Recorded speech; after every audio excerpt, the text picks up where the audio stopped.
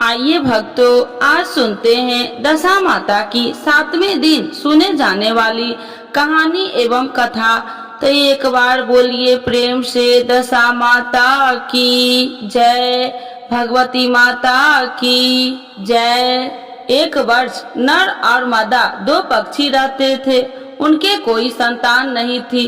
अन्य पक्षी मादा पक्षी को बोझ कहकर घृणा करते थे। मादा चिड़िया बच्चे न होने के कारण बहुत दुखी रहती थी। एक दिन वह अपनी स्थिति पर विचार करती हुई अकेली नदी पर पानी पीने गई। वहां पर स्त्रियां दशा माता का डोरा ले रही थी।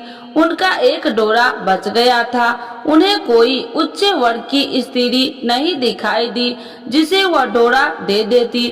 उन्होंने सोचा कि इस चिड़िया को गले में इस डोरे को बांध देते हैं। यह यहाँ रोज आकर कथा सुन लिया करेगी।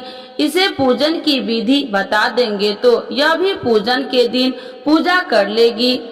तदनुसार उन्होंने चिड़िया के गले में दशा माता का डोरा बांध दिया और उसे समझा दिया कि प्रतिदिन 9 दिन तक यहाँ आकर कहानी सुन लिया करो। 10वें दिन 21 गेहूं के दाने लाकर उनमें से एक दाना दशा माता के नाम से नदी में डाल देना और बाकी 20 दाने तुम स्वयं खा लेना। चिड़िया ने 9 दिन तक विनय पूर्वक दशा माता की कहानी सुनी। 10वें दिन स्त्रियों द्वारा बताई गई विधि के अनुसार डोरा एवं एक गेहूं का दाना नदी में डालकर पारण किया। कुछ दिनों के बाद उस चिड़िया के भी बच्चे हो गए। अन्य चिड़िया को बड़ा आश्चर्य हुआ कि इसे तो बच्चे होते ही नहीं थे, अब बच्चे कैसे होने लगे।